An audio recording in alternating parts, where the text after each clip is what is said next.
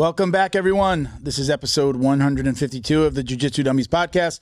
We are brought to you by Black Belt Digital Marketing. Anything you need to build your business on or offline. That's website design, Google Ads, graphic design, printing.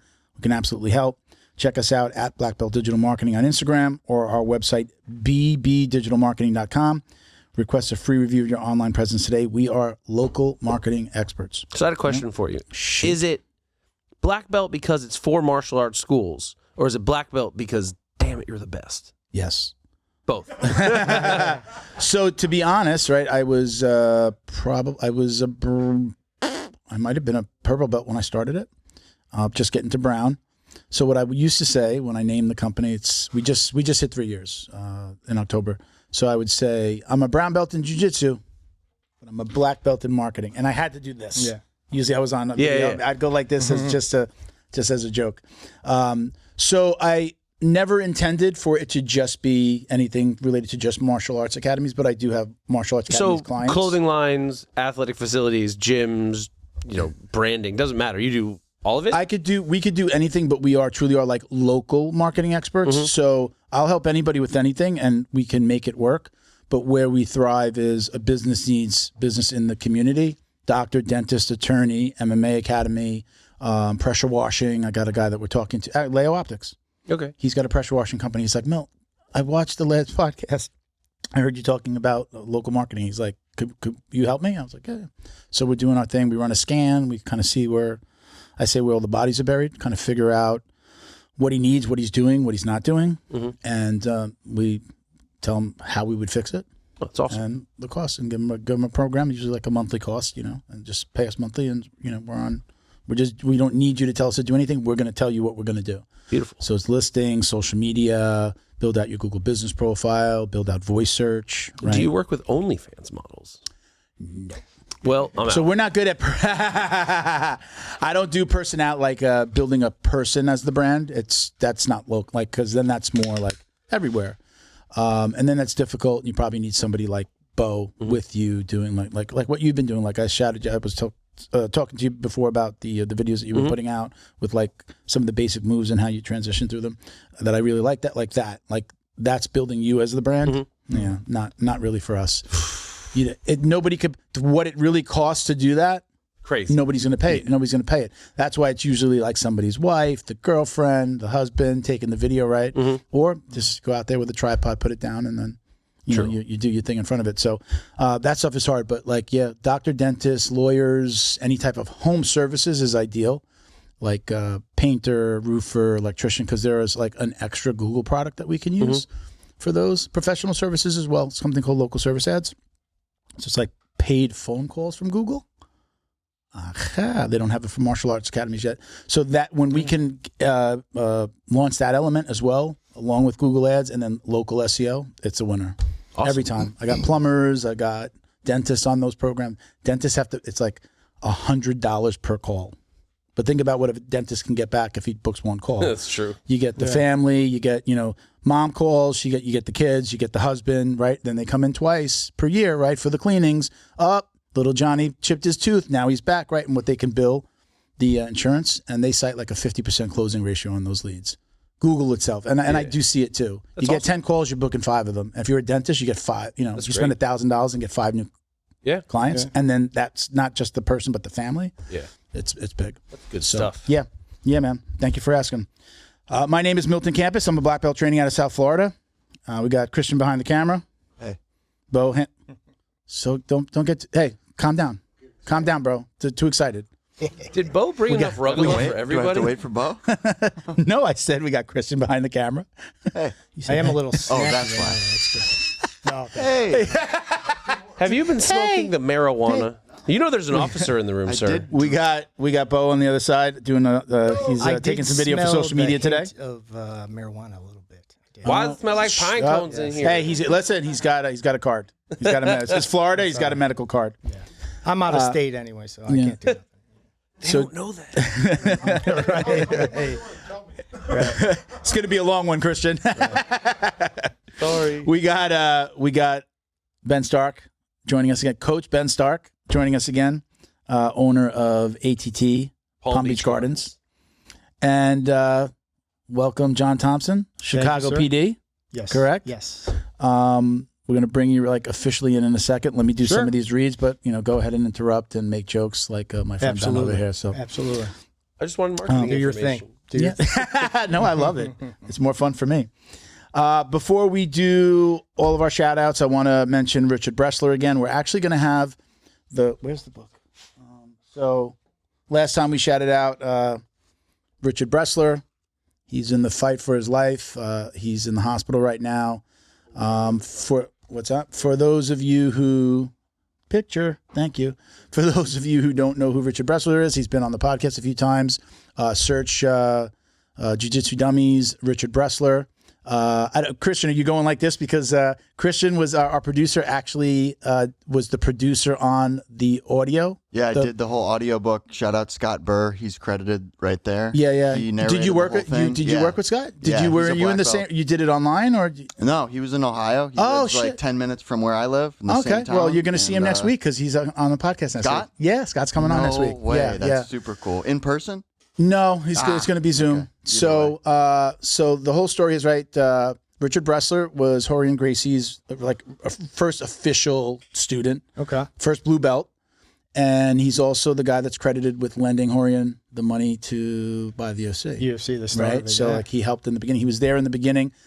This is the honest truth. This is the only book that I've read cover to cover. Yeah. I think in my life, like not in school skipping like, Sure. okay, I'm done. I'm kind of done. I know how it ends. I read this cover to cover as an adult right before Richard was coming on. Amazing book. It's really a good read. Now they have the audiobook, A lot which is of really the cool. history of jiu-jitsu in there too, right? In UFC, A lot of history of jiu-jitsu, his take on kind of, Yeah. of coming up on a Rorion. It goes Sure. back to the garage days. Yeah. It goes to the UFC. We hear about his personal life.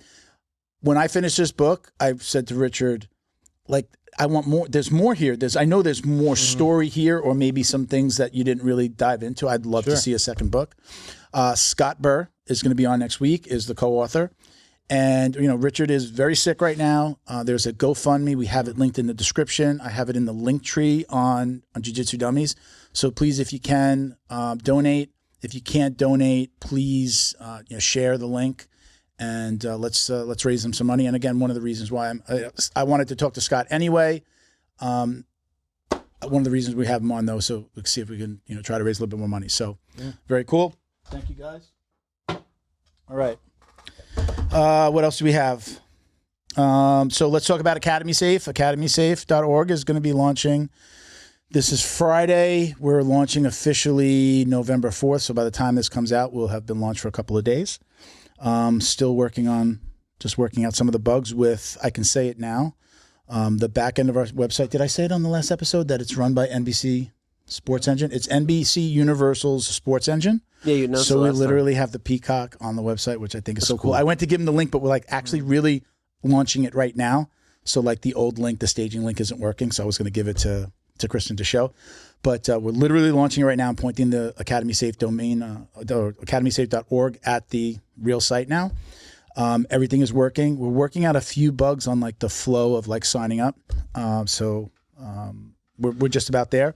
And for those of you who don't know what the hell I'm talking about, Academy Safe is a nonprofit whose mission is to help clean up the martial arts by advocating for background checks, U.S. Center for Safe Sport certifications, concussion training. We've added that in. That's for all coaches and staff members at every academy throughout the United States and Canada. I'm the founder and executive director of Academy Safe. Rob Ingram, the founder of McDojo Life, is the executive VP. We got his book right over your shoulder there. I don't know if can you get that shot of the book right behind John? Yep. Sensei's Bars and Scars. So I went to Rob. I told him the idea. Rob has been super reactive to these stories when they've happened, when there's been, assaults and things like that, fake black belts and outing them. So this is something that we can do to be a little bit more proactive and try to get people out of academies if they have problems. We're using the same background check protocol as USA Wrestling, the USA Wrestling that handles wrestlers right into the Olympics. They do this for wrestling coaches and referees, and it's just the background check and safe sport. So we're introducing background check, safe sport, concussion training, first aid CPR, defibrillator training, a defibrillator on premises, security cameras inside your studio, and insurance. and you asked me last time, but everybody has insurance, but a lot of people let it lapse. So we're going to be on top of making sure, hey, it's expired. Make sure it's current. Yes. Yeah. It's expired because you can get it the first year and then let it expire. Nobody's knocking on your door being like, okay, we're closing you down, right? Unless somebody finds out, right? So that's why it's important. So as a note, you don't have to sign up and do all that stuff in 10 minutes. You can sign up, get your background check, do your safe sport certification, do your concussion training. Those are the first 3 things we want you to do. And then over time, you can get those other things done. We can point you in the direction of a couple of companies that we're working with, like Avive for defibrillators. And I believe they're going to have a leasing program that we'll be able to talk to people about, but they're going to give a discount on AEDs. And they offer some payment options, so it'll be a little easy to get a defibrillator. It's like, oh my God, they're so expensive. They are working with NFL players, and I believe the NFL directly. There's a couple of nonprofits, NFL guys who have nonprofits. One guy, his father died of a heart attack, so he started a nonprofit. So like this is near and dear to him. He's working with Avive. So the guy, who's the, I was telling you the story before, who's the guy that got, I'm not a big football guy, so he was the Buffalo NFL player that had the heart attack and got hit and had the heart attack. Buffalo Bills player. Yeah. I don't know his name. Christian, do you know football? We don't. Nobody. A bunch of guys that know nothing about football talking about football. Well, that guy, the doctor. I don't know that they used a defibrillator on him, but they would, when we were talking to them, they said the doctor carries our defibrillator. It's a mobile defibrillator. Like if you were going out to a competition, or you can bring it with you from your academy. It's small. You put it in your bag. Yeah. Take it to a competition. Maybe nothing. Nothing happens to your guys, but something happens to somebody, and really need it. I had a heart attack.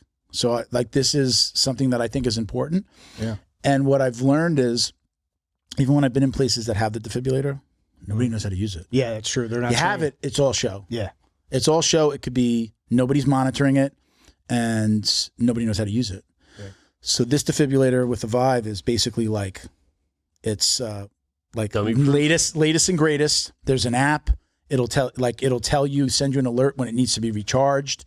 If you use it, it sends them an alert that it's been used. Mm-hmm. If you're an academy owner, let's just say you are, you're Eddie Bravo. A great example, right? Yeah. You're Eddie Bravo, and you've mandated that all of you're mandating to every one of your academies, you need to get into the Academy Safe program.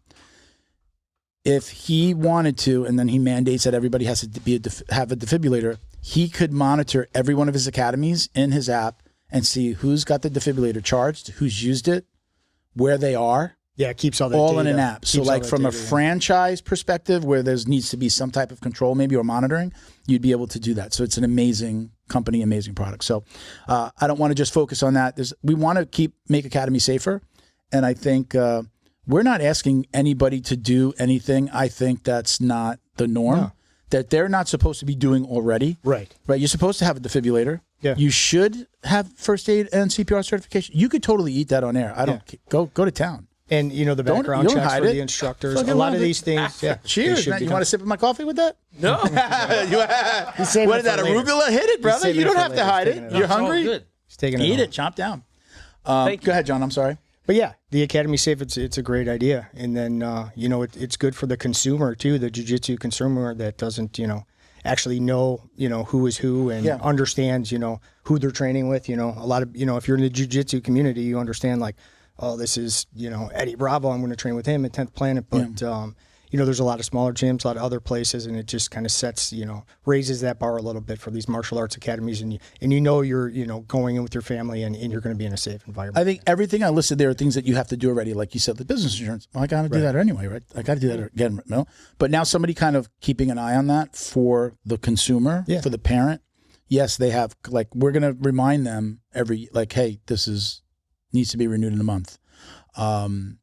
So we're doing things that they're supposed to be doing already. I don't think there's anything in there other than actually you have to have a defibrillator, but then there's no requirement to get the training on it. Do you know if you're supposed to have a defibrillator? Don't get yourself in any trouble if you don't want to. Do you know if you're supposed to have a defibrillator on premises in Florida in your area? As far as I know, not necessary. Okay. So there are some that it's mandated, but again, then they get it Right. They don't ever charge it. They buy it online. They never charge it. They never do anything. They just put the box on the wall and then they leave it and then don't ever touch it. So again, we're not asking anybody to do anything that's not already kind of required. There's nothing on that list that's just like maybe the concussion training for like a jiu-jitsu guys is like, but who gets hit in the head, right? But I believe, the insurance guy that we're working with was talking. You get 2 guys that fucking hit heads, or you right? hit an elbow, or exactly, yeah. I don't quote me on this, but the insurance guy that we spoke to, we're talking to an insurance guy that we're going to basically, say, hey, you need insurance and you don't know where to go. This guy he's a jiu-jitsu guy who handles insurance for MMA academies. He actually says, like, when he does it, he makes people do the concussion training. Like, you have to do the concussion training. I don't know if it necessarily brings your cost down, but it is a requirement as like to get like that insurance and get it through him. It's just like, we need the safe sport. We need the background check, and you have to do these things. I don't know if it brings the cost down any, but it would be nice if it did. It'd be nice if like, hey, I did these things. This should bring my cost down. I guess it's like, safe driver, right? You're a safe driver. You have cheaper insurance. So I'm not 100% sure, but so again, these are like the minimum. Listed, if your academy's listed with Academy Safe, you possibly could get insurance breaks because they know you're following the right protocol. So now, that's the other side of it. So the one side is getting you, the academy owner, to sign up, getting your coaches to sign up. Your coach, we're going to let your coach, even if you didn't want to sign up, we'll let them sign up, show where they are, but we'll show that like the academy itself hasn't shown up, but this guy coaches at this place and he's certified, or I don't know, let's not use the word certified, accredited. So he's got certifications from other places, but we're saying we're looking at those and we're giving him the Academy Safe accreditation, right? So we didn't know that we were going to do that in the beginning, but we're able to do that where it's just like the coach. Why couldn't the coach sign up? That coach might work at 2 different academies. We'll carry it over to both. He doesn't have to do it twice. So he'll get his background check, do those things. The coach doesn't have to do the defibrillator. He doesn't have to have a defibrillator on premise, and he doesn't have to have insurance. And those things aren't listed under his version of the sign up. So it's academy owner, and then it's coach and staff. And it's 2 different. It's $99 a year for the academy owner, and it's $75 a year for a coach. And again, if you've got coaches, how many coaches at 3 different academies? We'll show him all his academies, put his name right under there. So there's the sign up side for the academy, and then there's the listing side for the coaches, the user, the user looking for an academy. Right. So we want it to be like, well, I'm looking for academy. How do I do this? Yeah. Right. Well, Academy Safe comes up and people can search through the database. These are our certified academies. And see, okay, the owner, the coaches, everyone has it. Okay, we've listed them as accredited by Academy I think it would be a massive sales point. Like, that's why once it goes live, I plan on getting involved.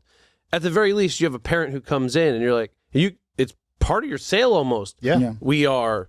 Everyone in the room's background checked, concussion trained, first aid, blah, blah, blah. And they're going to go, oh, I've been to 3 places and no one's even mentioned that. Yeah. And just the fact that you brought it up. Yeah. I think that's a great selling point for the academies too. The fact that you just said that, I would even and you're go saying as far, this is a safe environment for you and your family right away. Yeah. Like I'd be because remember, I've got the marketing side that we can help with stuff like that. I would be happy to get like an academy design something that they can little thing to hang on the wall. Well, like something that you can hand to somebody. Like not a certificate per se, but like, hey, look, we have all these things. We're listed. Your logo, our logo, and then everything that you've done. And here you go. This is what you should be asking the next academy you go to. And if they don't have these things, I'll see you back tomorrow. Yeah. Right. But yeah, again, I think that we're asking people to do the minimum, not even the minimum, we're asking them to make sure they do the things that are required and that literally make their academy safe. Yeah. And I can't see, if at very least you're like, I can't do all those other things, but I'd be really interested in doing the Safe Sports certification. And I want to get background checks for my people. Let's do it. Yeah. We'll show that you have that. We're going to show you listed, but we're going to show that have you done security cameras not confirmed, business insurance not confirmed. There's going to be a lot of gyms that don't have an AED just because of the cost, but they can have 6 out of 7. We're still going to list. Yes. Yeah. So it doesn't mean that, I didn't do everything and they're going to put we're just going to show what you have and what you don't have. It's the same thing as a coach. Like let's talk about it, right? So if you have a coach that doesn't pass the background check, we can list you, and we're going to list that coach did not pass this, not passed.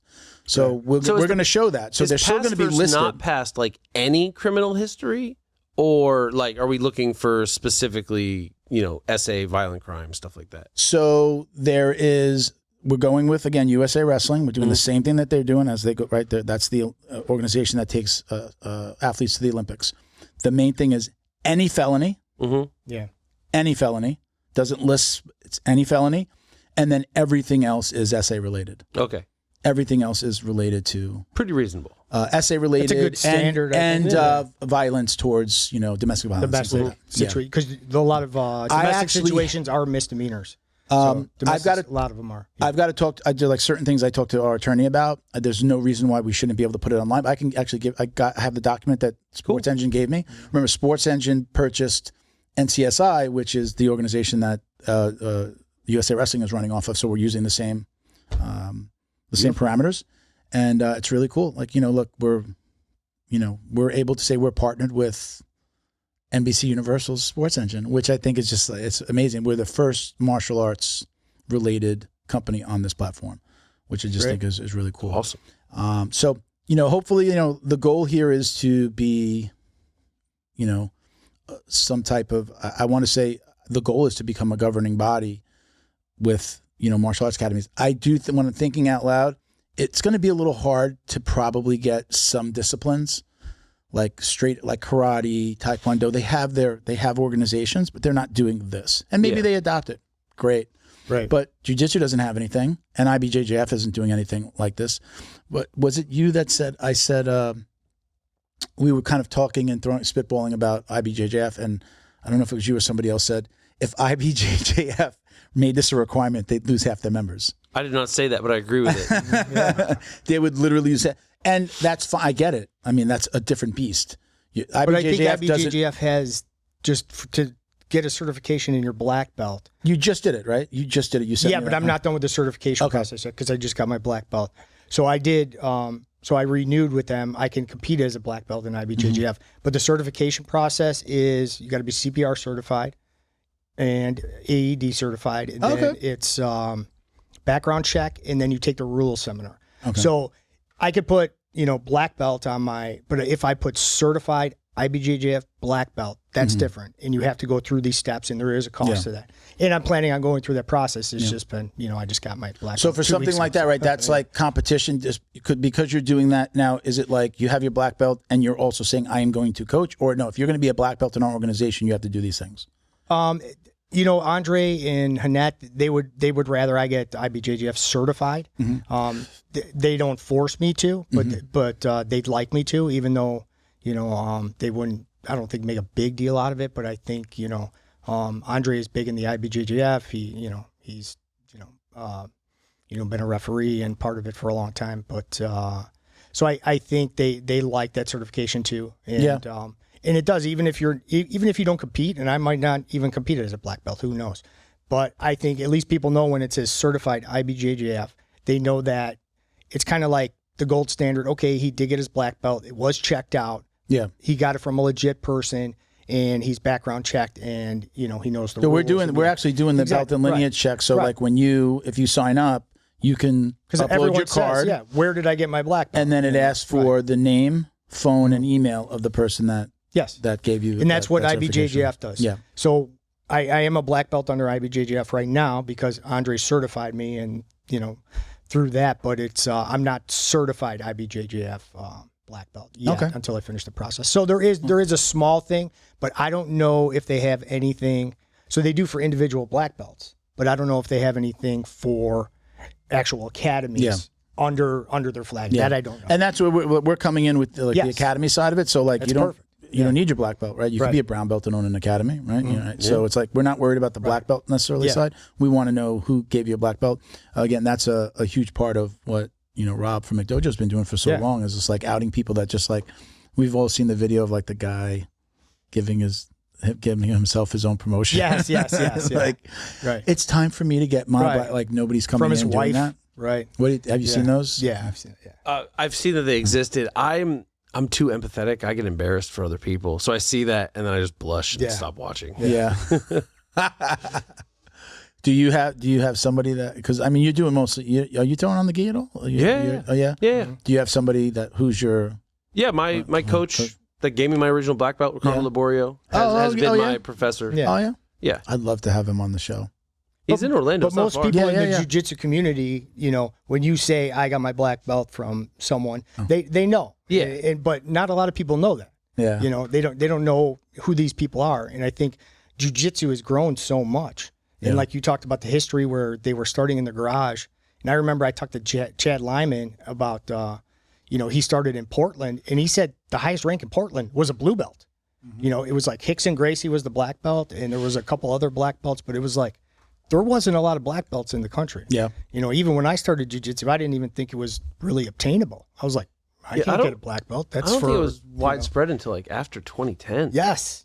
And then it really started taking off. But before 2010, I mean, you might be lucky to train with a purple belt somewhere, and they'd be coaching and running the academy and everything else. There was like black belt was a much bigger deal. So there's a lot more black belts in the United States now. Florida's super lucky. Yeah. Literally 2 blocks down the road from this studio is where American Top Team started. It's a 750 square foot school. Yes. You know, it's still there. It's the Boca Black Belt Academy. And I just got lucky that I went to college 2 miles the other way. Exactly, right. Yeah. Because if I lived anywhere, Port St. Lucie, settled. Zero. Nothing.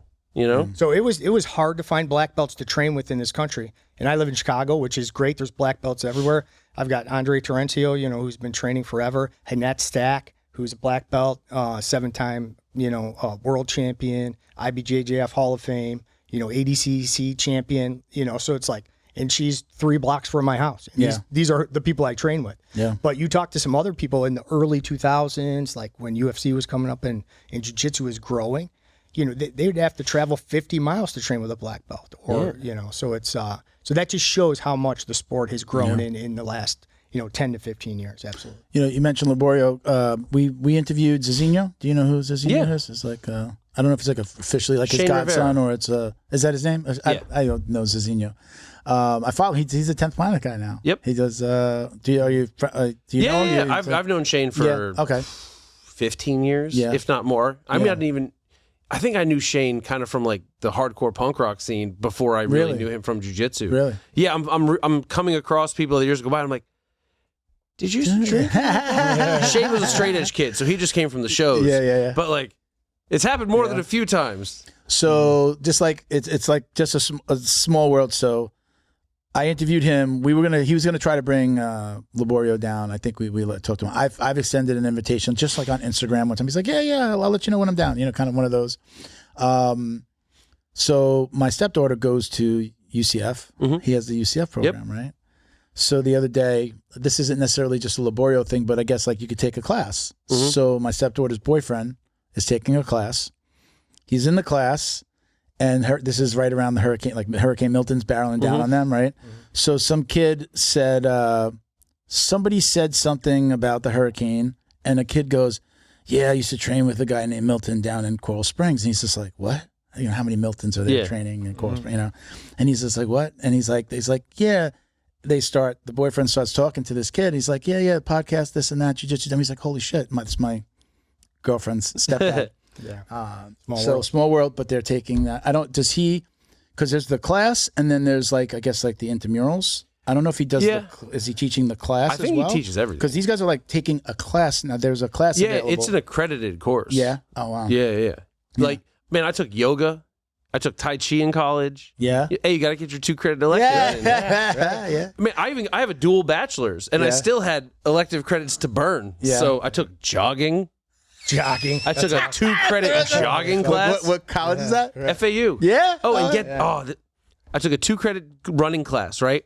And we had to write papers. So I was writing about hydration, and I used like a math equation that I copied because it's math. And the TA who ran my jogging class tried to say it was plagiarism and get me in trouble because I didn't cite the math. The source of the math. Like, that's someone else's quote. It's not quotes, numbers, dude. It's numbers. See? You got to footnote it. Somebody You got to footnote it. Right. Yeah. Right. But I did. I was like, footnote this equation. I guess maybe you could footnote where you got it from. Right. And like, but that was all in there. Yeah. She's like, no, this is direct. I was like, it's math. There's only one way to do math. Exactly. Yeah. Like, I don't, Nobody 2 owns 2. math. That's not yours. It's like you're teaching jogging.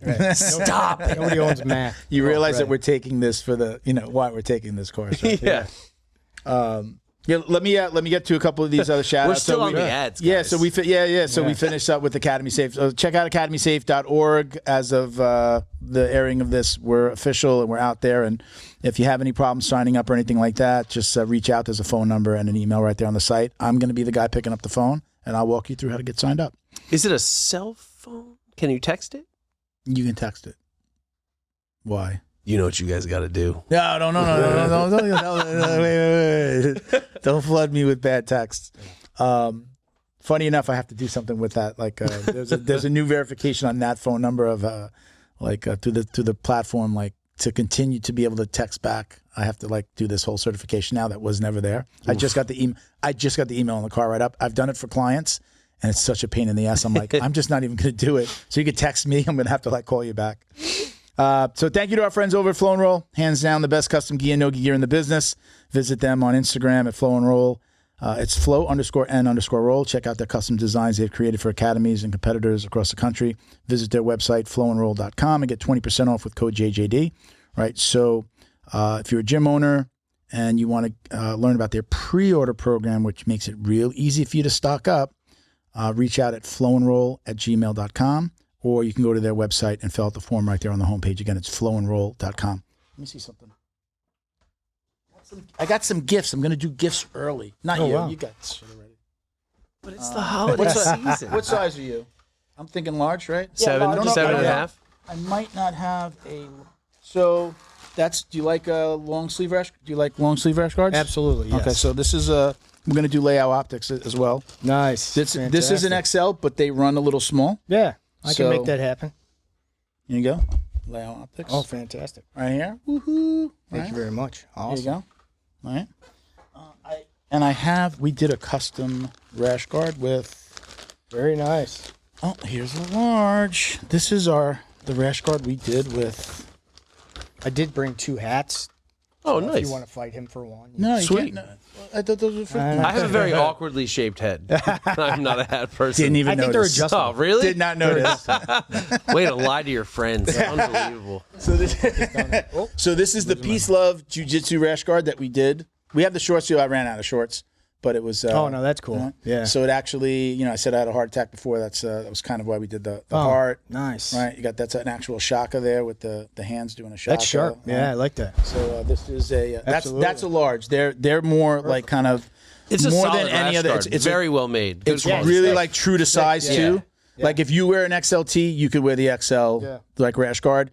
A lot of times the ones that come from like Pakistan and stuff. I will say it hugs my curves in such a way that it's very flattering. No, absolutely. Yeah. No, very nice. Thank you very much. My friends have told me, I'm like, do I look fat in this? And it's like, you always look fat. What are you talking about? Does this make me look fat? No, the shirt doesn't make you look fat. The fat makes you look fat. Right.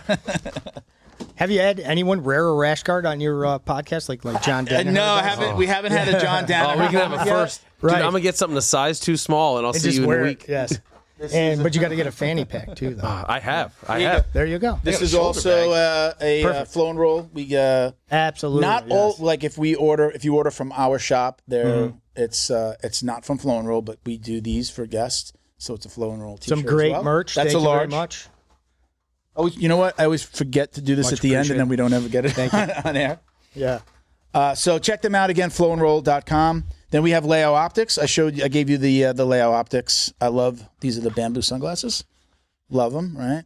I wore the brown ones today. Very nice. Little with the black belt in there too. I like it. Thing, right? Do we have that? You're not allowed to buy these if you're not a black belt, by the way. Yes. No, you can not only. I was kidding. Sorry, Lionel. Right. Sorry that he said that. That's not true. Not true. They don't have them in all ranks. You can't, so yes, you can actually request it at checkout. You can? Yeah, you can request it. They'll put the little right between the white lines. They'll do it. So shout out to Layout Optics, go-to brand for sunglasses and apparel featuring their unique bamboo sunglasses. Born in Southern California, their products embody the BJJ lifestyle that we all know and love, right? Visit layoutoptics.com and use code JJD for 10% off your order. And that is it. We actually got through it. Lovely. Nice. Right? Only a half hour of talking about... No, we went off. Let me give you a little bag, right? So thank you, sir. That one, the rash guard's free. This is $30. The bag is $30. Okay. Yes. You can charge my credit card. John, welcome. Yeah. Credit card on file. Right. Thank you for coming out, John. Thank you, sir. So Thanks for having me. We booked this a while back, and then Yes. when I was text you, like I always text to confirm the week of, and I'm like, all right, we'll send you the Zoom link the week, and like right before, and you were like, no, I'm in town. I'm here. in town. I'm coming over. Here. I'm going to be there. So I love having. I'm glad I love could be having here. people down No. here. What we were talking about it before. Were you down here already? You were visiting somebody? Were you visiting your dad? You said I do or you have were family going down. to? I was going to. Yes. Okay. So So you flew in just for us then? I did. I did. Oh, Yes. wow, what an honor. I've got family in Marco Island, Florida, which isn't too far. So I'm Across the usually way. on the West Coast. the West Coast side, on the Gulf side. But my first couple hours in Boca here have been great. It's nice. Very nice. Very cool. I'm glad that you could join us, and I'm glad that Thanks for having me. came in person. Yeah. So Chicago PD, huh? Yes, Chicago police officer for 9 years. Still working patrol. Previous to that, I was a Cook County Sheriff's Officer.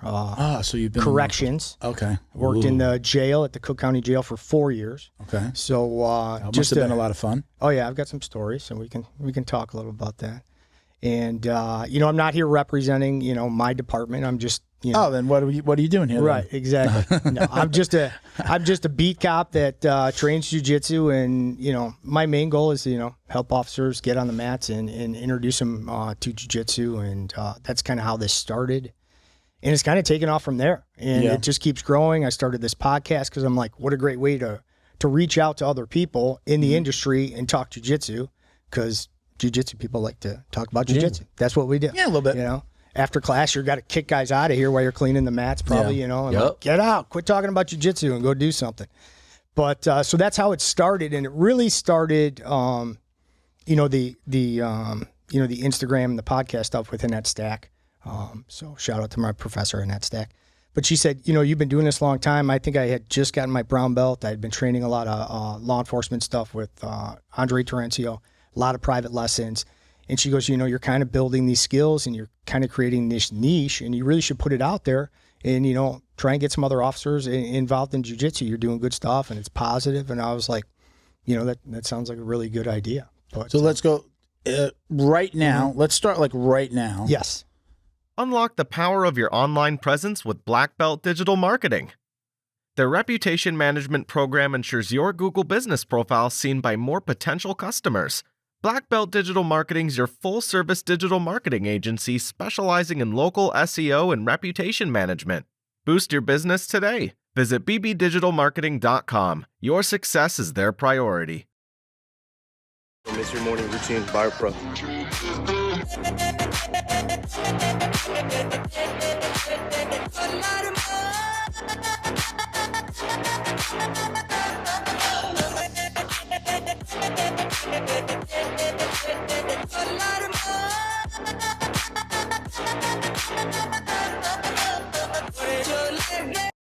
Special thank you to the crew over at Flow and Roll for all their support. Flow and Roll is renowned for their incredible no-gi rash guards, shorts, and leggings. Flow and Roll has quickly become the premier custom apparel provider for academies big and small throughout the United States. Reach out today to discuss your custom order and ask about their incredible pre-order program. You can send an email to flowandroll@gmail.com or visit their Instagram at flow_n_roll and shoot them a direct message. And yes, they can create an awesome custom gi for your academy as well. Visit flowandroll.com to check out their awesome designs, and remember, you'll get 20% off your purchase of t-shirts, rash guards, or gis with code JJD. How is the Chicago Police Department, or are they embracing jiu-jitsu? Are they embracing this like we're seeing throughout other parts of the country? I mean, it's been slow and steady, but I think it's like, well, this is just obvious that we should know this thing. It's slow in its early days. It's kind of started early this year in May. Jay Wadsworth with EFC. Sure. Did Who we had on last week? Yeah. Did an instructor seminar. So it was called Train the Trainer. And so I took his 40-hour course too. I'm an EFC level 1 instructor. And by far the best police training I've had to date. Yeah. Fantastic. And I was brown belt at the time I took it, which is, I think, good for me because jiu-jitsu teaches you the skill set that you need. But when it comes to law enforcement, it's a weapons-based environment. It's a different environment, and there's certain things you don't want to do in a law enforcement setting on the street that could be a problem, which wouldn't be a problem in sport jiu-jitsu. Jay, who's been working on this for 20 years, really made that leap from sport to law enforcement, and the combination is great. So I was kind of at perfect time, kind of in my jiu-jitsu career, at a brown belt level, and had some good skills. So when I came in to his training, it was fantastic, and I'm so happy I went through it. Just he really bridges the gap. Great. I did a seminar, not with him. I did a seminar with somebody else down here in South Florida, and for anybody that's just like, of course, jiu-jitsu is great for law enforcement. I already do jiu-jitsu, but you need to train like the cuffing side of things. Yes. 2-on-1, right? Yes. Two officers on one person, tying up the legs. Like it was just like I know how to do a Kimura, but a Kimura to like getting them into a cuffing position, then maybe sitting on their back. Like I was just like, I just have to do this one other thing, holding like an arm with my knee. I'm on their back, and I've got their elbow behind, being held with my leg. It's like, I'm not doing that in jiu-jitsu. I wouldn't know. I wouldn't have known how to do that little thing. Could I cuff somebody? I don't know. Right. To like hold somebody down, grab cuffs, you're by yourself. Cuffing's like anything else. It's something that needs to be trained and practiced over and over again. Getting the arm. Yes. I never did. Nobody ever taught me that in jiu-jitsu to like come get the arm and then bring the other arm behind. Usually, that's high school wrestling though. Yeah. Usually they grab the wrist. One-on-one. But when get them in. Yeah, I know. But how do you know that if nobody taught it to you? Well, I did a couple of years of wrestling when I was in junior high, but I can't ever remember like doing that, like grabbing that. But I guess like getting control of that hand. Here's the difference, like you talked about the Kimura. If I'm a single officer by myself and I'm dealing with a subject and I lock up a Kimura on his right arm thinking I have good control, all of a sudden now my two hands can't do anything. He still has a free hand. That free hand is probably going to come around right to my waist where my weapon is at. Mm-hmm. So maybe in certain situations, that's where we go over. A Kimura isn't the best thing. Which would be better would be a 2-on-1 or a wrist weave. You've created the angle. You're facing the subject. You can watch the weapon arm. So he's really taken that deep dive into what are all these problems that could occur on the street and what is the best way to solve them. And it's really solved with jiu-jitsu and grappling. But like you said, it's just tweaks. You got to tweak it a little bit. Yeah. We don't do the mount. And when I took training with Jay, he's like, I'm going to show you why we don't do the mount. And he shows it to you. And he goes, because you have 3 reactions. And Jay's got data for, weeks. You ask him a question, he's like, because this, and this. And you're like, okay. That, he backs it up with data. So most of the time you get like 2 or 3 reactions when you're mounting somebody. And one of them is to come up and grab. Even the untrained person comes up and grab like that. So when you're a police officer on top, now what don't you have any access to is your belts. Right. And they're below you. So we train knee on belly, knee on back, stomach up positions, stomach down positions.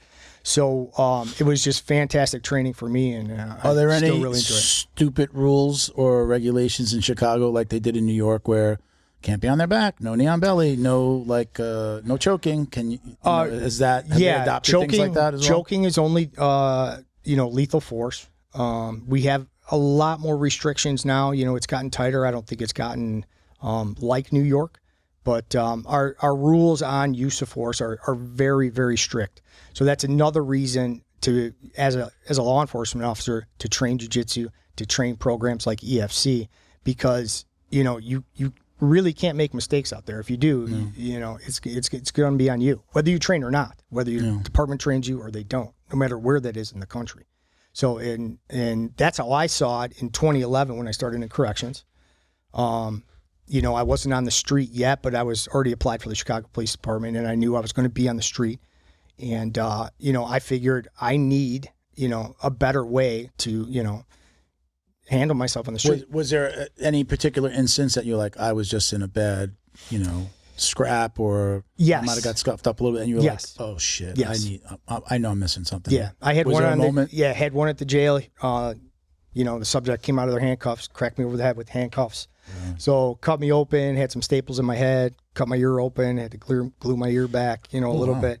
So glue your ear back. Yeah, you haven't had to do that? They glued it. I've done it. The glue. Yeah, they don't sew it, they glue it. Yeah. So But that was like What am I one missing? incident. What kind of Yes. life have I Yes. led? What am I missing What a here? wuss, man. Take a chance, dude. But I think part of that too is, you know, these things might not ever happen to you, but they could happen your first day on the street as a police officer, and you know you want to be prepared. Are there? You're not in corrections anymore. Are there different set of rules and regulations for? I don't think it's versus- stringent as the police. No. Is it was there any type of training? We did. Is it kind of like the police department where it's just like go through the academy? Yes. Now here you go. Yes. That's good luck. We'll see Yes. you at your 20-year retirement party, because that's really what happens in most of the departments. Yeah. There's And no really corrections is similar. ongoing Yeah. physical training or requirements. no. There's zero. Zero. I have a bit of a silly question. Yes. So amazing. So most of the officers that we've spoken to work in Florida. You know, Yes. we're pretty much a local show. Do you find working in Chicago, where jackets, hoodies, sweaters are much common, does it change how you have to interact with them physically? Like how you grab, what you hold on to, or in my mind, this is where like the whole the argument about gi training isn't real. Yeah. Because You know? I know I've choked a guy out with a jacket before, and I was just a bouncer. Yeah. So I would assume in higher circumstances, if it does, does it change how you approach said situations, and have you found it to be a benefit at times and or like a negative? Usually in the summer when someone has their shirt off, it is harder to control them. It's, they're sweaty. You're trying to grab a hold. You're trying to, but I don't know if the jackets present more of like easier takedowns. They can, because you can use it like a gi. But what it also does is conceal weapons. So it makes it so your tactics really want to kind of stay the same. But for takedowns and control, you can grab on just like you would a gi. Absolutely. Now, weird question. What would you say is the fanciest sweep you've ever pulled off in the streets? In the street? Oh, I don't know. Just basic. Yeah. I haven't used anything crazy. Nothing crazy. Yeah. I'm waiting for like a police altercation video where there's like spider guard on a jacket gentleman. Oh, yeah. Right. Well, I think, when you're training, right? It's like you're absolutely trying to stay off your back. Yes, absolutely. Yeah. This is like there's nobody pulling guard in ESC training, right? There's no pull guard level 2 certificate. That's not realistic for competition, guys. Come on. And I consider myself I like close guard, and I like to be offensive from close guard because I'm older, I'm slower. If I can't get to the top and stay on top, I'm gonna lock you up in my guard and start going for arm bars and chokes and all those things, and just really kind of suffocate you in. Because that's kind of my game. But on the street, absolutely not. You want to get up, stay up, be on top, stay on top. I would think, again, you're not a corrections officer anymore, but we haven't really talked about that. We've talked about law enforcement, but like this, you're in a closed environment and outnumbered. Yes. And like really outnumbered. Drastically outnumbered. Yeah. We So need to get a corrections officer on here and find out what's going on in that world, in that community. I got a mom in my You got gym I one. talk to. You got a retired correction officer. Yeah. So I'll tell you what happens. I walk into a tier with a key and a little thing of mace that's this big. That's all I have. Those are my tools. And they don't get paid And then that my well. partner stays at the door to watch me. So now you're in an environment with 22 grown men, and if you think you're the toughest guy in there, you're mistaken. And that's a big mistake to think that you are the toughest guy in there, because they have the numbers in there. But if you're trained or well trained, you might be able to survive an encounter in there, because you might have to wait 30 seconds, a minute, 2 minutes. For help, right? Yeah, exactly. So training still helps in those environments also. But that's one of those reality checks too, where it's like, you're not going to be the toughest guy around.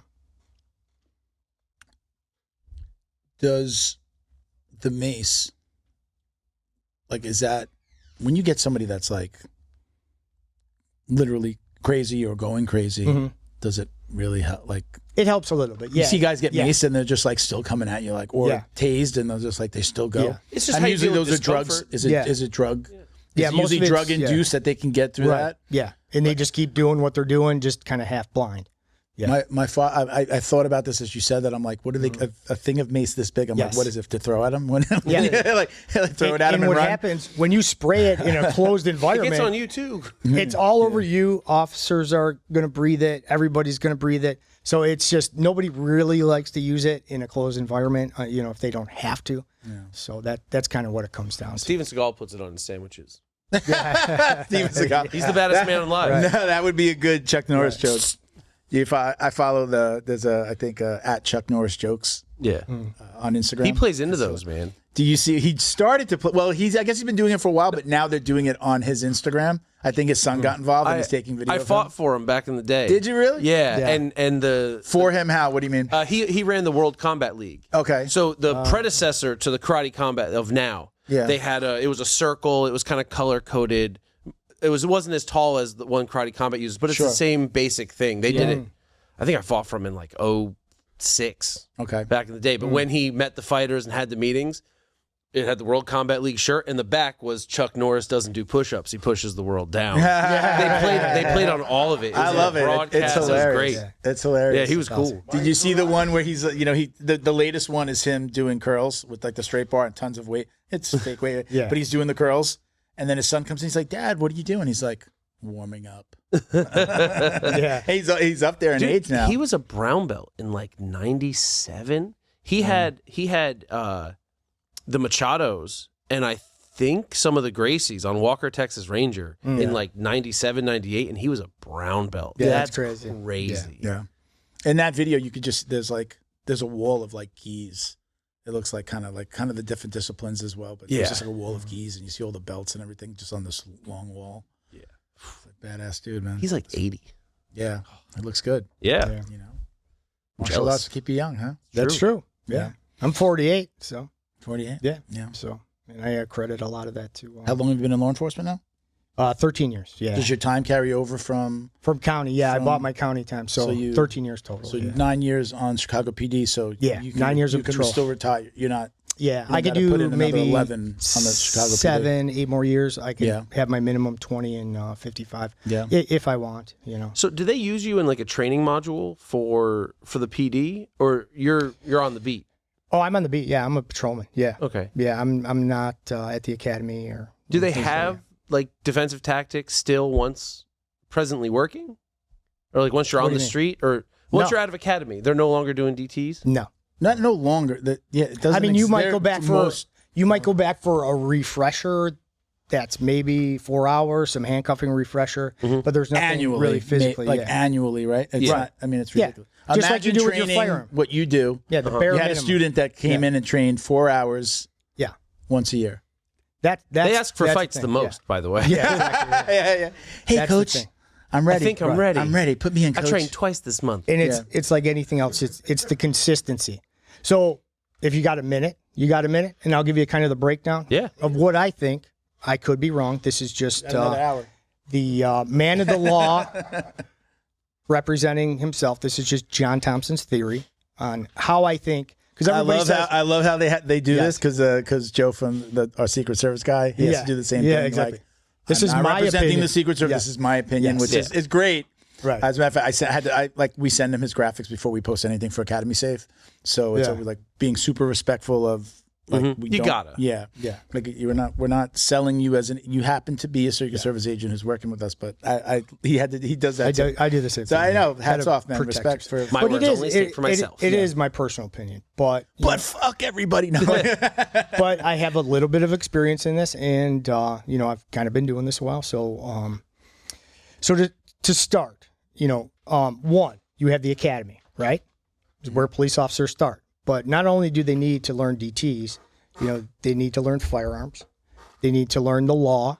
They need to do all these other things, physical and driving, handcuffing, all these things. So, defensive tactics, as they still call it in the academy, is just one part of it, right? So the academy has, one thing here. So what I think would be best, and I'm not saying it's not productive training. Let's just say it's outdated training. I would call it outdated training and not up-to-date training. So how do you solve that problem? I think you solve that problem with a program like EFC, Effective Fitness Combatives. You take their program, you put it into the academy because it's fantastic. And I think everybody can get on board with that. So if you take programs and there's other programs out there, I just don't know them that well. I got trained by Jay. I'm an EFC level 1 instructor. So that's a program I know. I know there's other big programs out there. They're kind of doing the same thing. but I can't speak for them because I don't know their program as much. So you take a program like Effective Fitness Combatives, you place that in this large department, Miami, Chicago, LA, New York. Now you have a good cohesive system. Now you have officers that can learn together also, because what, EFC teaches you too is, if me and you were working together and you went for a 2-on-1, I already know I have to go for your legs. That's the takedown, because we train this. This is how we train. Right now, there isn't training, team tactic training that's very good either. So Jay incorporates not only single officer, but multiple officers. So now you have officers coming out of the academy that are trained properly. Mm-hmm. That's one problem. The second problem, consistency, and then the officers on the street that aren't trained in this, right? The current officers. So what you do... don't know how to help you when you're doing the right thing, and then they don't know how to help you. So is that a seniority thing? Like, I've lived around the world, so I've seen a lot of different cultures. Yes. And in certain cultures, you can't kind of correct up. Right. So if you have a better trained officer, say I'm a new officer, I've been on the force 2 years, you're a senior officer, you're still on old tactics, and I'm like, hey, grab whatever. How much of it is like, who are you, rookie? You tell me what to do. That's pretty much what happens, because that's how they were trained and that's what they know.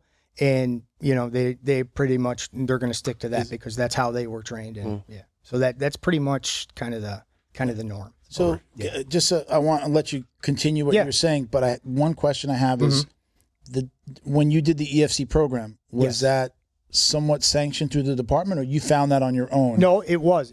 And I took it at the Chicago Police Department. Okay. The Chicago Police Department. They brought EFC They brought EFC in, which was fantastic. They didn't pay for the training.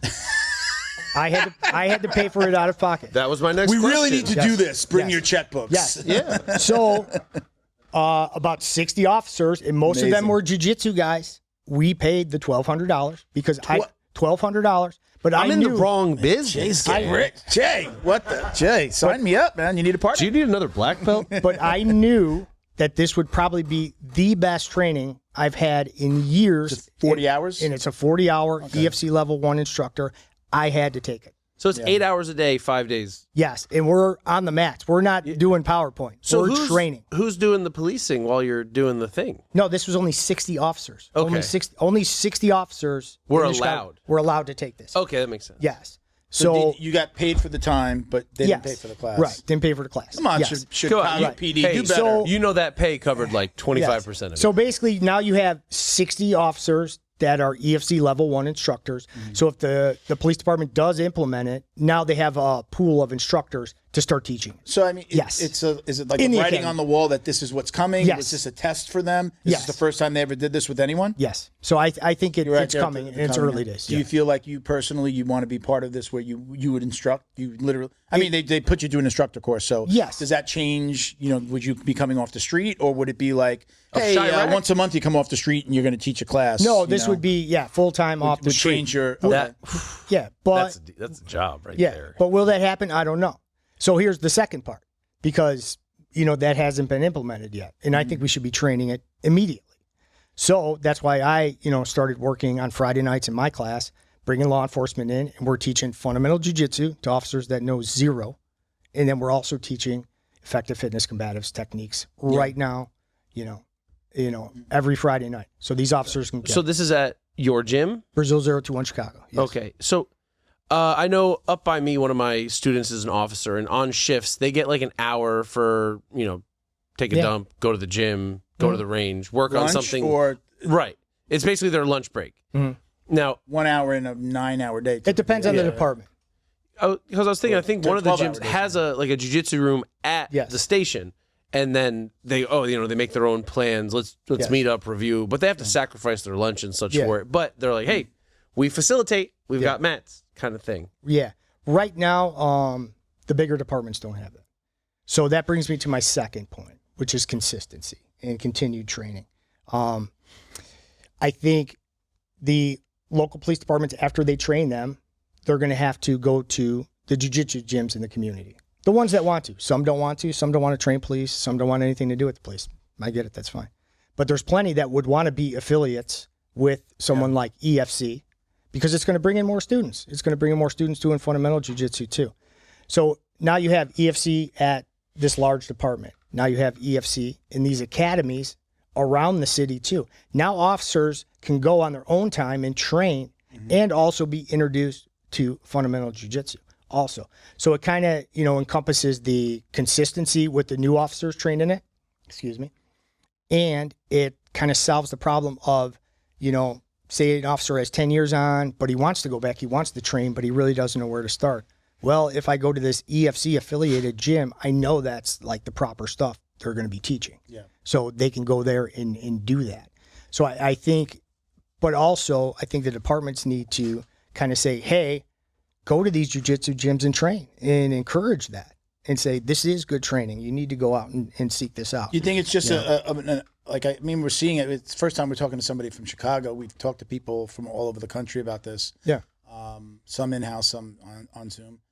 Is it just a matter of like, we just got to get the old guard out of here? Like as the old guard retires and the younger guys are coming up that have been training jiu-jitsu long, right? It's just kind of like part of it becomes a no-brainer, yes, and it's just kind of, you just got to like breed them out a little bit. Part of it is, yes. And I think that people in rank positions in these departments are jiu-jitsu people now. And they're going, we got to implement this somehow. We have to get jiu-jitsu in here somehow. Yeah. And that's happening. Absolutely. Yeah.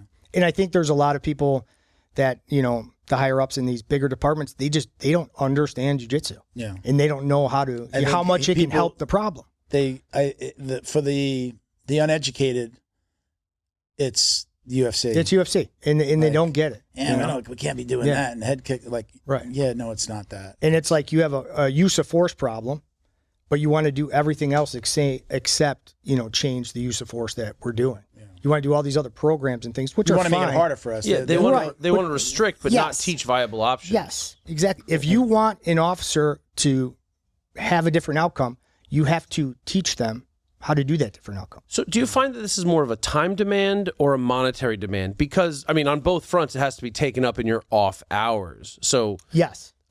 It's, as someone who's I work with Adopt a Cop, the charity. You get reimbursed at the end of the year for your work-oriented expenses, whether someone is with like an Adopt a Cop or a regular jiu-jitsu school where you're paying your dues. Yeah, that's all write-off. So I understand. Okay, you got to make it till the end of the year to get your money back, but it is all coming back. Me personally, I think, hey, I want to be good at my job. Yes. This minor extracurricular, which is like 2 or 3 hours a week, really, will make me better at my job. That's how I look at it too. Right. It should I think be hand the in hand. excuse, yes. One of the older excuses was money. Money.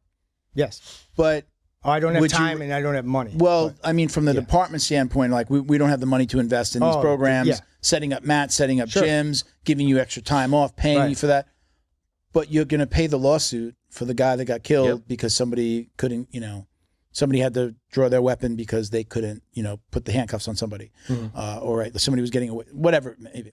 You're saving the money in the lawsuits. Right. I know somebody like Jay, I forget who we had on that was like citing Jiu-Jitsu 50. What's his name? Jason from Jiu-Jitsu 50. Yeah, Jason from Jiu-Jitsu 50. I think he might have been the one that was like citing some of the numbers, but it was a long time ago. But if you really look at it, like I think it's the use of force complaints. Yes. Go down for the individual. You can like look at an individual officer who learns Jiu-Jitsu and these defensive tactics.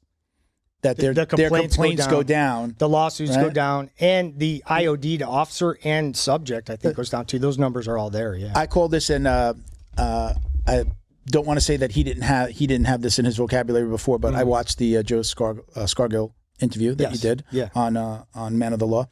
And he used something that I think he got it from me, where I said there's a quiet confidence that goes along with learning how to fight. Absolutely. Learning jiu-jitsu, learning how to fight. Yeah. Right? You could not know how to fight. I did this as a young guy. Me and my friends would walk into a bar and we'd be like, we wanted to start fights. But again, once you start to learn how to fight or train, the first thing I realized is like, oh, I don't know what any of these guys know. These guys could all be doing what I'm doing.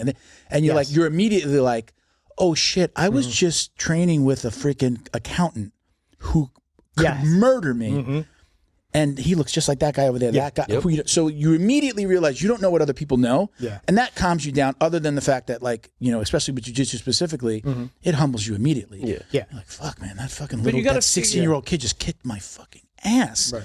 So like that it humbles you, but I believe I called it, there's a quiet confidence that comes along with, after I started to learn how to fight, I didn't walk into the bars and the clubs the same way with my chest all pumped. No. I was just like, I want to be over there away from if there's a fight over there, I want to be over here. I don't want to get involved. I don't need to get involved. If it's going to affect my friends, my family, somebody's going to hurt me, then it's coming out. But it just wound up being like, I'm like, you want to start a fight because you're not confident about it. You're insecure. You're trying to prove something to everybody, right? Versus, I could probably kill that guy.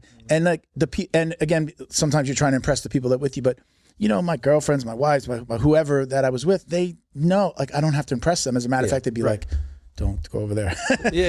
Don't do it. It's not worth it. Let's get out of here. Yeah. So again, that quiet confidence that comes along with you're talking about just like a year in, a white belt with a couple of stripes, it's just like carries himself differently. And I guess we know it from the inside. Right. You really do get humbled. You're just like, you become a different person. We see it in kids. We see it in adults. I have a great story in my last gym where one of my friends, his son was getting bullied, and he got called to the school, and they called him on the phone and said, your son got into a fight and we need you to come down. He said, is the other kid okay?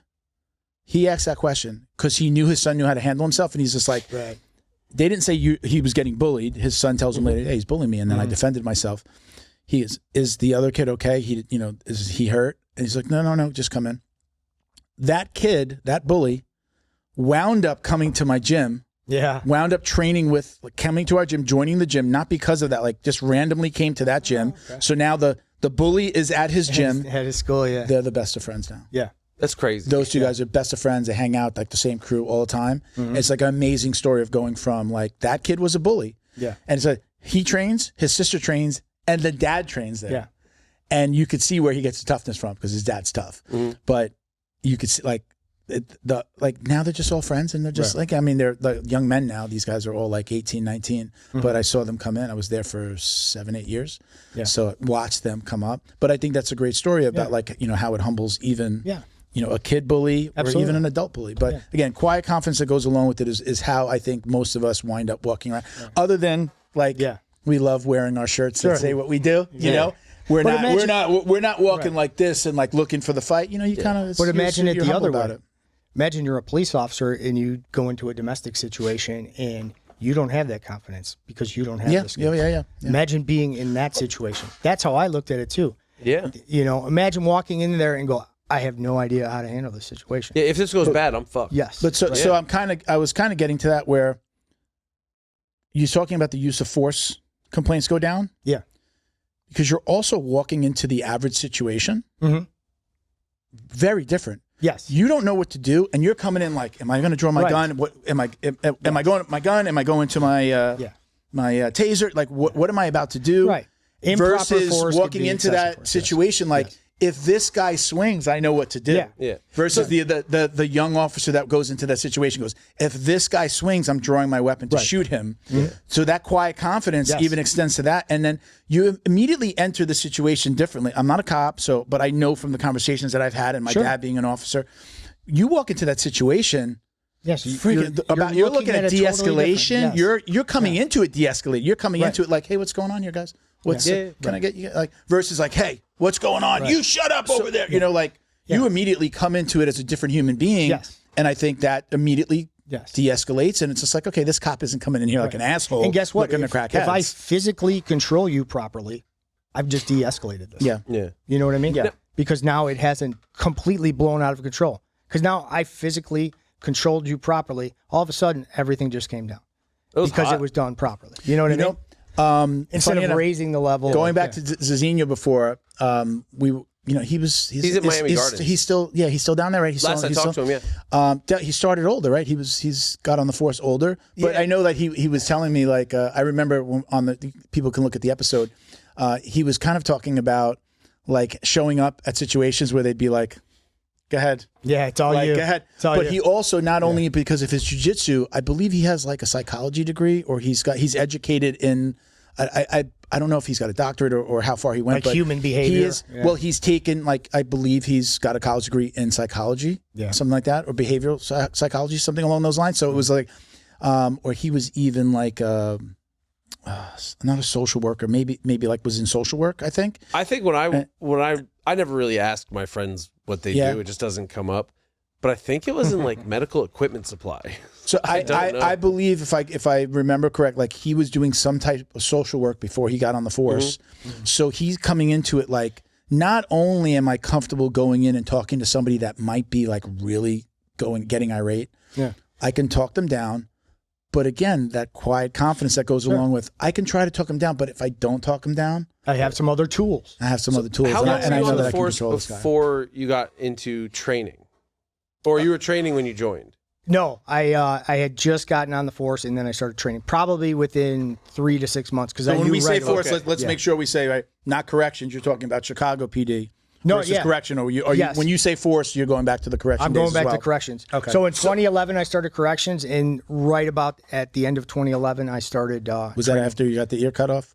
Yes, right around the same time. Yes. So, yes. How could you, I guess, compare the way you reacted to the stress of the job pre-training versus even just 6 months in? Did you find that the pressure, the mat time, the having someone's shoulder jammed in your face at practice, like kind of helped with stress inoculation on the job? Yes. I don't think at first, because I think it took a while. Once you stop being the nail? Yes. Yeah. Well, not even 6 to 9 months for everybody. Yeah. No, I think you're right. I think 6 to 9 months is kind of that average thing. And, I've talked about this on my podcast too, when everybody says the spazzy white belt. So what really is the spazzy white belt? Someone that's uncomfortable grappling other people and that hasn't grappled other people before. Yeah. Your body's going to react. You're fight or flight, you panic because you're not comfortable in those situations. And that takes about 6 to 9 months. Still, that starts wearing off. You start getting a little more comfortable. And then I think that starts to transfer over to the job where you're kind of in that same place. Yeah. And that all comes from consistency on the mats in jiu-jitsu. So as a gym owner, that obviously I've done my best to do everything short of like walking into a police station, because I don't even really know if you can do that, to try to get involved with my city. They are the hardest market to get in your gym. I was like half a mile away. Absolutely. I think it's easier to like say that you're offering some type of law enforcement class and get them come to you. Yes. And then you're getting kind of backdoor getting into the departments by you have officers. Look, I have 5 officers that train, or telling them, hey, bring the rest of the guys in. Yeah, something like that. I think that's probably. I mean, you could certainly go both routes, but it's a tough market to crack. Yeah, remember you're not getting, when you walk in, you're not getting the guy that's making the decision. You're talking to the guy that you're actually trying to properly recruit. Yeah, you know, and that guy's not on the street. That guy's like is riding a desk, not in a bad way. Like he just maybe whatever.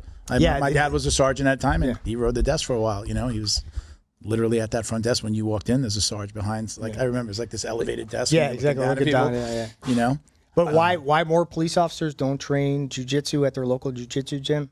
That's still a very good question. It's just a cultural shift. It's a cultural shift. It's but the personality-wise, I find a lot of the time, like I was intending to be a cop. I have a crim degree, I have a sociology degree. My plan was to get into policing and hopefully go federal. But then I got pretty okay at fighting, and I went that route. You know, but I kind of lost my train of thought. But that you were going to become a cop. You were going to become a cop. No, why police weren't training? Yeah, like why? I don't know. I'm baffled every time we do this. Just like, how is it not common sense? Yes. Like in my years as a bouncer, it's becoming common. Like people are realizing it. It just has to be this shift in. Like, you were talking it's about, just got to happen because any day you could be grappling a human being, maybe for your life. Yeah, you were talking why about wouldn't you want to train that? Yeah, you were talking about the cases, like the suits. Sense, I see most of the cases come up, and when they show the clips of the body cam, it's some dude's punching him in the face, someone's hitting him with the baton. None of them show a solid takedown, controlling and pinning. And as a bouncer, I can tell you, hearing guys, why are you hitting me? Why are you hitting me? Versus like, man, would you just get off me, bro? Right. And which one is going to sue? Not the, come on, dude. Just like on that level alone, like you were talking about suits, we're going to get less complaints. We're going to have less trouble. We're going to go to court less. We're going to have less lawyers. And why don't you see the good jiu-jitsu videos? Because most of those times they get handled and nobody's recording and nobody cares. That's not the good stuff. And they ended without a problem. They ended without a complaint. I do like when we do see them on occasion. Like Tom DeBlas is great as like putting out good ones. Like, you know. Did you see the one that with Rafael Rebello? Rafael me Rebello more. runs Top Team Deerfield. He's a police officer in Deerfield. I found out he was a cop because I saw a random police video. Some guy was getting crazy in a 24-hour fitness, and he like foot swept him, knee on belly, turned him over, locked him up, and was like, all right, buddy, come on. Yes, I did see that. Yes. Yeah, and Rafi's, he fought at like 135. He's not a large man, but he was like, hey, come on. Whoosh, and just sitting there. All right, buddy, let's go. And he goes, dude. I always tell versus like bloodied up, call the ambulance, right? You know, I always tell officers if they take 1 year of fundamental jiu-jitsu, you know, their look at use of force and how they use force, it'll definitely change. It'll definitely change their mindset. I think it would be incredibly eye opening. Yeah, and if you just dedicated 1 year, it's kind of like you don't know what you don't know, right? And then when you start to know something, when somebody goes, exactly, and shows you this thing, like you're like, I want more. Give me, like, I need. Okay, what else do we do? What else can I do? Where does this go? But that's like the double-edged sword. I took my first class at Brazil 021 Chicago. Shout out to Brazil 021 Chicago. And what's the 021 stand for? 021 is the area code for Rio de Janeiro. 021. So that's how they came up with Brazil 021 because they're both from Rio, and 021 is the area code. So it's kind of like a shout out to Rio de Janeiro. Okay. Brazil. And go on. So what was I saying? I have no clue. Oh, yes. No. Double-edged sword. I take a noon class, Brazil 021, first class ever. I get destroyed probably by an accountant. You know what I mean? Like he puts on a suit and goes back to his office job, and I'm like, that dude just whooped me. Whooped me. I'm almost throwing up in the garbage can. He's smothering me, you know, probably taking it easy on me because it's a trial class. I think he's trying to kill me, but he's probably taking it easy. Two things happen there.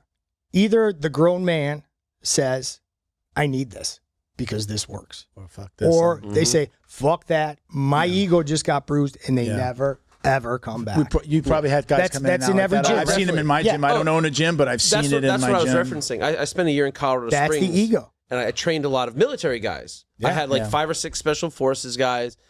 The gym owner bailed, and we ended up actually being allowed to use the special forces private gym.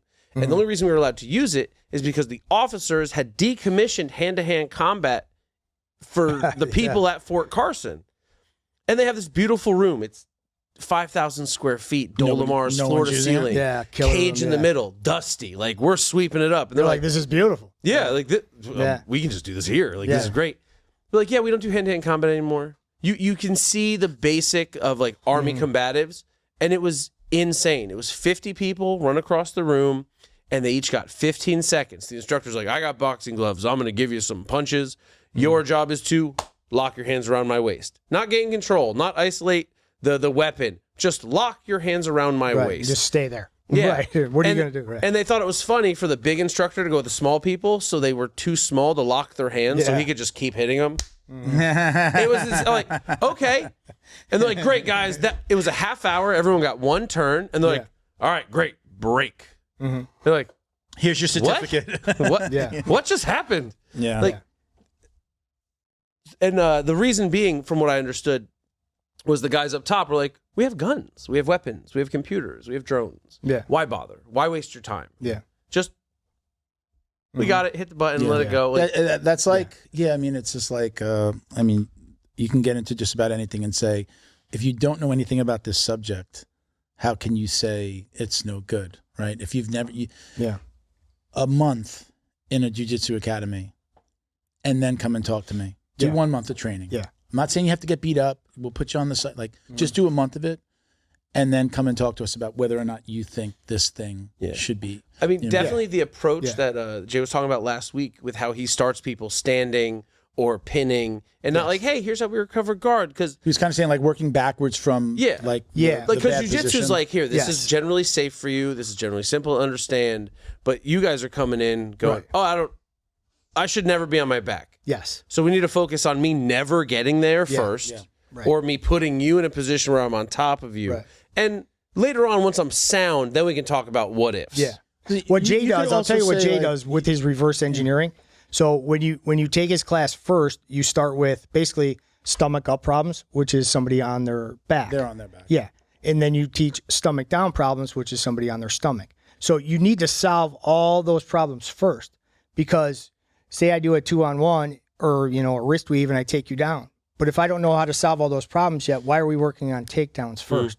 So he solves all those ground problems first. So then he brings it back up to the feet. So already when you're doing a takedown, you're already thinking about that position. I need to come up right away. I need to control inside arm, knee on belly, because you've already worked on those things. So he kind of flip-flops it for the police. And I thought it was a fantastic way to train stuff and really kind of get things to, gel a lot better. So, yeah. Married? So go ahead. Married? I am married, yes. Kids? No kids. I have a French bulldog at home named Fiona. That's our baby. Yeah. So That's how you know he's wealthy. No kids. No kids. No kids and a French bulldog. I mean, Frenchies are pretty expensive. Yeah, it's it could be just as expensive as Does your wife train or? My wife does not train and doesn't want to train. No. Her thing is yoga. Okay. She's she's a yoga instructor. She actually works at a marketing firm in Chicago, but yoga's her thing. She loves yoga. That's her thing, and she doesn't want people sweating on top of her. So. Whatever, dude. What's up with that? Yeah. She sweats it out in yoga. So I've tried to get But her there's to nobody dripping their sweat on I've tried top to of get her her. to I hope not. self-defense classes. And, It's just sweat from 9 people in your eye. Right. What's the problem? but I'm a little. The flu's going around down here, and I'm it's about nasty. to go on this retreat, and I'm like, I want to train, obviously, but I'm like, Better take your D3, bro. yeah, I'm taking in morning and night. Morning and night, I've been taking. Because exactly. Hey, you better be ready. But I think yoga's good for one of my podcasts was with a friend of mine is Jim Bennett. He does yoga for grapplers. Okay. So he takes jiu-jitsu guys because he was a former wrestler. He wrestled high school wrestling, and he knows like a lot of the injuries we have, a lot of these tweaks and problems we have, hips, mobility, things like that. So I think yoga is kind of a great compliment my own little version of some yoga stretching. Before I do it, I take out mats. I put them in my living room every day. If I go to jiu-jitsu, I'm doing it usually right before jiu-jitsu. And then anytime I wake up and it's just like, oh man, I'm really tight from last night. Yes. But I do Those like big my own hip little version. stretches and Yeah, man. Yeah. It's I really, really wish I had. I guess you find time for things that you want to do, but I really wish I felt like I had the time to go to a yoga class and really. I used to do it at like LA Fitness had a yoga program, so I would go twice a week. I suck at this kind of stuff, but there's like yoga coaches that just put out lessons on YouTube. And you can do basic flows and stretches. And that's like their thing. Hey, we got my 1,000 followers. Hey, buy my T-shirt, and that's how they pay for themselves. But like if I have some extra time or an extra night off, I'm going to jiu-jitsu. I'm going to go train. If I have to be there and do that, I can make it becomes habit, and I'll I do yoga on Wednesdays. That's what I do. I can do it. If it becomes that thing for me, then it's easier for me to do. If it's like left up to me, well, I'm at home. Well, let me find a yoga video. Yeah. Or go have that ice cream in the front. I'm like, you can watch the yoga. Look, every downward dog gets a scoop. So, John, where is all this leading for you? You've got these things that relate. You've got this, EFC classes that you've done, the certification that you have. You're on the job. Yes. It looks like you're kind of at the beginning of this this thing that's happening in the Chicago PD. Yes. And then you've got the podcast. Like, where do you see yourself with all of this? Very good question. Tell me how it comes together for you. Yes, very good question. I believe there's a vision here. The second you said your wife is in marketing, I'm like, yep, there's a method to the madness. I know there is. No, kind of, I've kind of been really playing this journey by ear. It was never, this was kind of a fun side thing that I kind of put together. Yeah. And what's been great is I've been able to do things like this, meet new people. 5 years, fun side thing, 5 years later. Right. Maybe 6 years. The main goal is to still get officers in on the mats, maybe possibly doing, being an affiliate with EFC and, teaching that at Brazil 021, being an affiliate under their flag, bringing more law enforcement officers in and just kind of taking it where it goes. I still have, 78 years as a police officer and I still enjoy what I do and I still want to do that. And, but I still want to bring definitely the, the benefits of jiu-jitsu to police officers and how much it's changed my life and affected my life. And, it's kind of wide open now, I'm just kind of taking, opportunities as they come, people say, hey, they want to talk. I might come talk and, What do you think about, this is the question I was going to ask you before and I forgot, Safe Rap. This Henna Gracie, Henna Huron, Safe Rap. You don't have, I feel like people have been So like I've asked it a few times, and like they dance around it a little bit, or you're like gonna get me civilly sued. Yeah. I mean, what do you or share your thoughts if you'd like? Here's what I can say. I'm not going to comment on their program, but I'll tell you what I will comment on. When you take a system like EFC, or even I've talked to Chad Lyman a lot. He does C4PJJ. He has a great system out there too. He's in Las Vegas. Chad Lyman, great guy. I've trained with him. Fantastic. I've learned a lot from him too, because he's helped me out, because I'm kind of at the beginning of my journey here. But what you need is a system that is principle and concept based. One technique, I really don't think solves, the complicated issue of grappling on the street, with weapons involved. So I think that effective fitness combatives and things like C4PJJ have the right systems for law enforcement. Mm-hmm. Not saying that this other one isn't right or wrong. I would just, rather go with a principle, concept-based system that, covers kind of all the alternatives. And I don't think there's an easy fix to it. So that's why you need to train in these systems that have concept principle-based, inside position, angles, things like that. Staying off your back, knee on belly, knee on, so. Is Safe Rap out here suing everybody? Is that like a thing? Is that a thing on the street? Yes. Is that a thing on the street? I've heard you have to be very careful about anything you comment on that. Yes, Henner, come on the show. Right. Let's talk about it. I think some other people have commented on it, but I've stayed away from it because it's just like, I will say, just kind of some of the things that I've heard are like, well, how could you trademark something that we were already doing? That this like some of this stuff exists already. You're calling it this, and now I guess it's like trademarked. And like all jiu-jitsu has been done before. I thought I invented a move, and then found a video from the 50s of some old Japanese guy doing it. Or how about forget it from like with like the early 1900s? You see one of those black and white videos from like Japan, and you're like, oh, they were doing leg locks back then. Oh, they were. Oh, that's a heel hook. Really? I mean, it looks bad. American Jiu-Jitsu. Yeah. Well, not really. Japanese Jiu-Jitsu guys. Right. I've gotten the sense that there's something going on with people scared. Not scared, but like, nervous to comment about it, especially if they're in that world. Yeah. But I mean, I think that anything that adds to moving jiu-jitsu further into law enforcement is a good thing. Sure. I don't know enough. I'm not in your world. I'm not, I don't know enough about your part of this equation to say this is good or it's bad or it's just that. And, could you just teach that and not teach any other jiu-jitsu and it be effective? Or I think I was going to say before, like, I think it was it went in tune with what you were saying. Okay, you're teaching somebody like an EFC program. We talked about being on the back. Great. Listen, learn this. Go learn how to be on your back at your local jiu-jitsu. Yes, learn those skills. Pull there. guard, spider. You said about spider guard, getting somebody in like a cop and don't attack me on the street in a hoodie, bro. I'm gonna stretch you out. Yeah. So like, but that's the thing is, it's like we're gonna show you how to use the jiu-jitsu that you need for the job, but you should be going over and learning more jiu-jitsu. Yes, because there's so much more than we're gonna be able to teach you. Even 40 hours, right? 40 hours. Oh yeah. I took a jiu-jitsu guy taking course. that 40 hours and then teaching other people is different than just teaching somebody. And Jay breaks that down into a 26-week program. So that 40 hours I learned, now we're going back and working on it little by little by little and going over it again. So it's like taking a seminar, law enforcement seminar or a regular seminar. Yeah, you're going to learn some stuff there. And what I think the seminars do for law enforcement people is get them into jiu-jitsu gyms. Wakes them up a little bit. Wakes them up, shows them some certain techniques.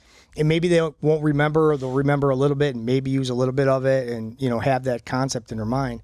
But what that does is bring them into a jiu-jitsu gym and shows them, hey, there's some other options here that could really work for you.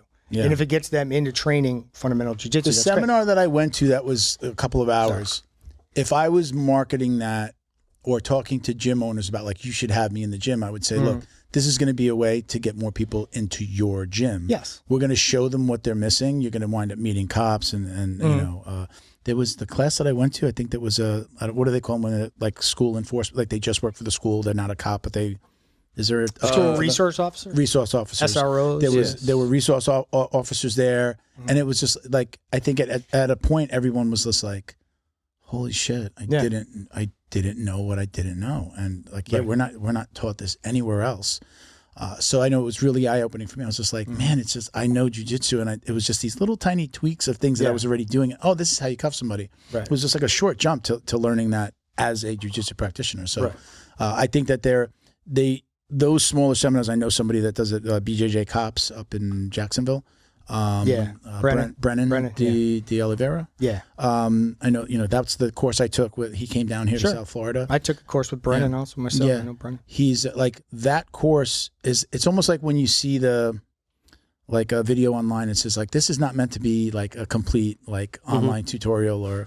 Yeah. You're not going to remember everything from that course, but like you should take these things and work them. Yes. Like that's how you need to market those. Like, hey, look, I'm not teaching you everything you need to know, but I'm going to open your eyes to what you don't know. Is this some stuff that like we can bring up in like local elections or like we just elected a new sheriff or voted on a new sheriff in Palm Beach? Like, is this something that like politically or bureaucratically can kind of be, I guess, for lack of a better word, like bullied onto the department heads? I think that's going to be hard because the people that don't know, the average person that's voting is going to be like, what? You want to do what? You want to be able to choke? What? Where there was such a period of time where everyone was like, defund police, defund police. Yeah. There's too much violence. There's too much this. In reality, the answer to the problem is overtraining or more training for police. Yes. Yeah. The more they understand, the more they take in, the more they recognize, or in ways relate. Yeah. Like, if not with the experience of the people, that's another part of the jiu-jitsu gym. Like, I've got officers that, unbeknownst to them, are training with like little hoodlums. And unbeknownst to them are training with officers. And they're great. And that branches out into our community. I've rolled with people who smell like pot. I know, I get it, but that's the community gym. And that's the great thing about a community gym. Joe said that. Right. Joe said that on your podcast. It was just like training with these wrestlers. Yeah. Like guys that they were 15 years younger than him, they're not. And in any other environment, they're not going to be friends. Yeah. He's like, I'm at their house. They're at dinner with my family. They're around my kids. But the wrestling brought him together with people that he wouldn't have. Like, you're not going to be hanging out with guys. Like my wife will ask me, like I'll tell her about somebody I train with. She'll be like, "Oh, what does he do for a living?" I'm like, "I don't know." Right? Jiu-jitsu. I didn't ask him what he did. Right? We're talking about jiu-jitsu. We're talking about a rolling knee bar here. He probably. Do you want to focus on what's important? I don't know. He wears the suit. He goes to an office. I don't know what he does. So it's that's the fun thing about that. Like, none of that matters once you get on the mat. It's funny when you do find out somebody that you've been rolling with for a long time, then you're like, oh, wow, yeah, what do you do? Right. And you find out what they do, like, I would have never freaking guessed. No, exactly right. So, swingers part. Yeah. All right, listen, let's, we're gonna start to wrap it up. We're going to get to something that we call the drill down. The drill down. All right. These are some of the most commonly asked questions, so we put them into, and we ask just about every guest. Okay. So we're going to run down these real quick. You feel free to elaborate. Feel free to jump in. Is gi or no gi one of them? Yes. Oh, okay. Gi or no gi? What's your preference? Boiled up and naked, Roman style. Yeah. Did you say boiled up? Boiled up. Boiled up. What? That's new. I enjoy no gi better. Yes. Yeah. And I like to start standing. See, he's athletic. That's what it is. So the next one is takedown or pull guard? I'd rather takedown, yes. Okay. Music during rolling? Yes or no? Advanced class only. Yeah? Yeah. The adults? Not adults, advanced class, not fundamental class. No. Okay. What do you, if you're controlling the music dial, if you're controlling the iPod, I sound like an old man right there. Yeah. You're controlling the music. Yes, I would go a little more. What's your go-to? Classic rock, but I'm also a big Metallica fan too. So it's Ask me what I was listening to on the way here. I have one Metallica song downloaded to my phone. I'm not like anti-Metallica. Harvester of Sorrow. I love this song. I saw the video of like the football team coming out to enter Sandman. Is it Fuel? Oh, Enter Sandman. Yeah. Oh. There's nobody knows football here. It's a college team, but they come out. Mm-hmm. There's a video and it shows the stadium. It's just like, they start to play the song and it's like, and in the car, you're getting goosebumps. You're like, oh, man. I just kept on going back to the first minute and 13 seconds of like just the beginning, and with the drums and the riff. And on the video, it's just like they go to the coach. They're going to come out of that whatever the tunnel, the tunnel. Yeah. And it's the coach, and he's just fucking like serious. Yeah. And he's got the whole team. They're just, You cannot look at that and not be like, I just want to run through a fucking wall right now. I want to go to jiu-jitsu right now. Yes. Right? Fun fact. Fucking great. And I was just like, I went right to my phone and I just downloaded it and I was just put the phone down. And on the way here, I just kept on listening to the first minute. It's a minute and 13 seconds, so it really runs. Repeat it. Right. I just kept on putting it back. I chills and just like amped up. But I'm thinking about the whole stadium is everybody is just like the guy with the trumpet, like the band is like. But you got to remember too, I train with Brazilians, so most of the time it's like this Brazilian music. I have no idea. I just love that. That's my new hype song right now. But like that's the one Metallica song I have on my phone. One of my good friends, Seth, is actually the head of security for Metallica. Really? Yeah. Nice. Seth who? Fromberg. He's the guy who shows up to the venue at like 5 a.m. Goes, we got 3 tracks left, 3 tracks right, fire away, exit, blah blah, post. He's that guy. Oh yeah. Very cool. Yeah, nice. I saw a video. Metallica. If they ever come here, he sent me a video. They were just in Chicago. They were just in Chicago like a month ago. Their show's crazy. He showed me a video. They had Auckland, Australia, 125,000 people sing him happy birthday. That's awesome. Really? It was crazy. To the security guy? Brought him on stage. It's a seat. He's like, no one's going to believe this. When I was a kid, Metallica was just like that was my high school soundtrack. I'm saying but people were just like, that was still when it was just like, Iron Maiden, Metallica was like deep, dark, anti-Christ, like fucking devil music. Cannibal Corpse was still on the scene, brother. I mean, we're talking about I'm 51, so when I was a kid in my like single digits to the early teens, it was just like, that's the devil's music still. Like they were still saying that shit, right?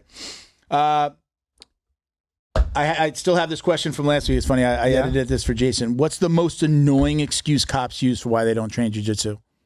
Time. Yeah. Well, I don't have time. Yeah, you make time. I don't need it, bro. Yeah. I see red. Right, exactly right. What would you be doing if you hadn't found martial arts? OnlyFans. Good question. I probably wouldn't be doing much. I'd be, still a beat cop and coming home from work and probably watching 4 to 5 hours of TV and going to bed, and I wouldn't be doing what I'm doing now. Having both ears cut off. Yes, maybe.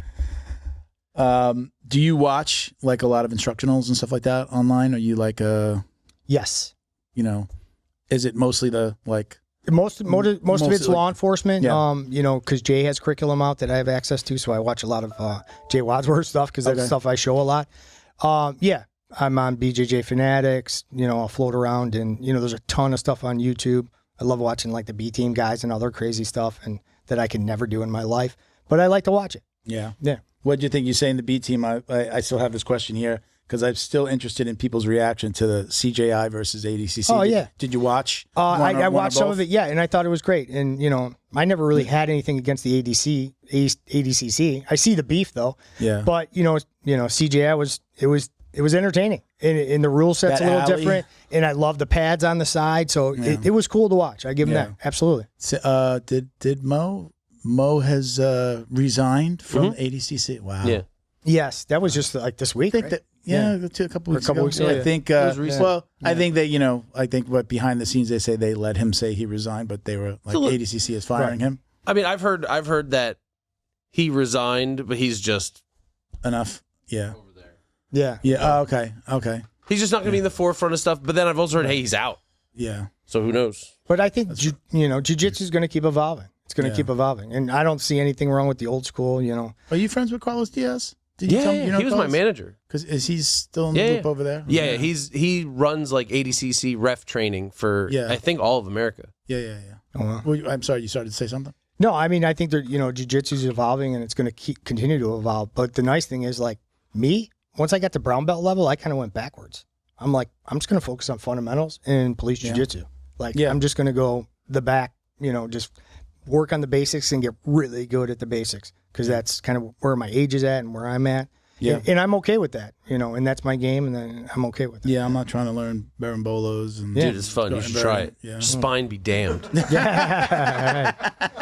You could invert just fine. So, did you say gi or no gi? I said gi. You said gi. Okay, or no, I said no gi. I'm sorry. No gi. No gi. Yes. You are you putting on the gi though? Once in a while? Okay. Oh yeah. I teach fundamental jiu-jitsu twice a week. Gi. Okay. Yeah. So this question plays in. Mm-hmm. Do you or do you not wash your jiu-jitsu belt? I wash it. Absolutely. Wash it, get those germs off. Every session. Okay. Even when I got my black belt and it's still nice and crispy and black because it's only 3 weeks old. but I threw it in the washer. Because it's not magic to leave the sweat on it. No. You guys, go ahead, Ben. Go ahead. I know you got. Firstly, I know you got something loaded up. Yeah. I saw the little thing, the buffering. No, I'm right here. So I'm a belt washer, but not religiously. Yeah. You know, I remember the first time I washed my belt.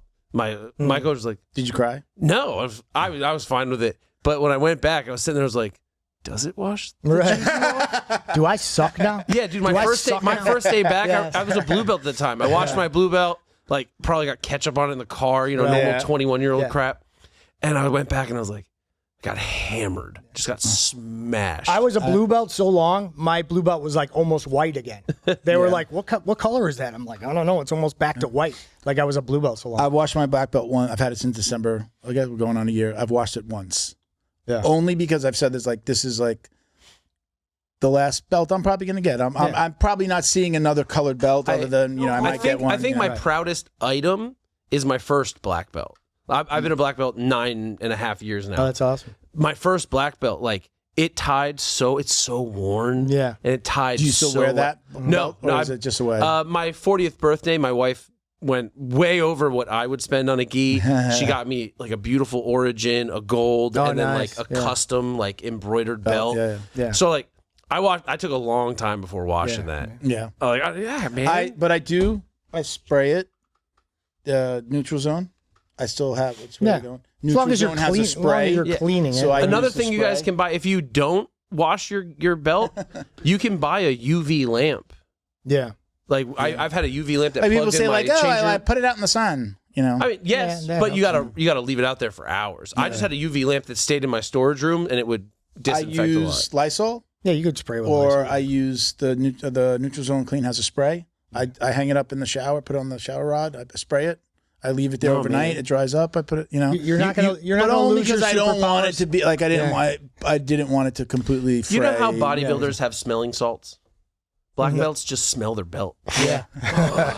Get right into every it. once in a while, I do go like, "Is this working? Is it?" I'm like, okay, it doesn't smell too bad. But that's what I've been doing. But only because like I know that if I did wash my belt. I always had two belts. Other than white belt, I had two belts at every rank. Yeah. Just because like I was working with flow and roll, I'd have an extra belt. My coach was like, "Hey, you should get this." Do you remember the brand Dom? DOM had a really great. It was really fat and it tied really nice and it didn't come out to loosen up as much. Yeah. I think they're still around. It was a great belt. He's like, he gave me a belt. He gave me one of the cheapies, and he's just like, "Hey, he's like, you should buy one of these." So it wasn't like he was even tied to the belt that he gave me. So from Blue on, I always had a second belt, and then we started working with Flow and Roll. He always sent me an extra one, which I'm still waiting on my belt, Sean. My embroidered belt they're supposed to send me. I've always had that second belt. So this is the only time I don't have a second one yet. But that's the only reason I'm not washing it now. But I use every belt. It's just like I came home, it just went in with the gi. Just throw it in, wash it, hang it. Just can't dry it because then it would go. Phew. Sure. Yeah, exactly. Right. I like my A4 became right. A2. Exactly right. Shrinkage in your waist area. Yeah, never a good thing, right? No. All right, guys, listen. John, do you usually give guests a minute or two before we close out? Sure. Do you have anybody you want to shout out? I don't know if you're working with anybody, sponsors, this is your time to. Give you a shout out, tell everybody. Yeah, absolutely. Instagram handles. My instructors at Brazil 021 Chicago and Brazil 021 Arlington Heights. So check out Brazil 021 Chicago, Brazil 021 Arlington Heights.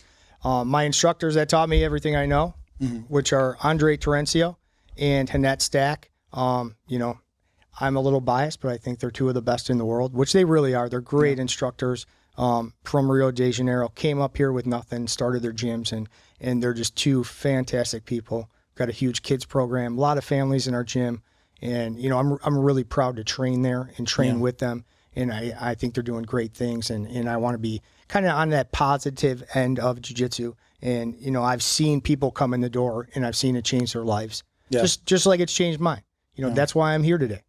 I have so many benefits and good things coming from jiu-jitsu, and it's all because of my journey in jiu-jitsu. And I never thought I could even get a black belt. I started at 35. I was like, I'm never going to get a black belt. It wasn't even on the radar.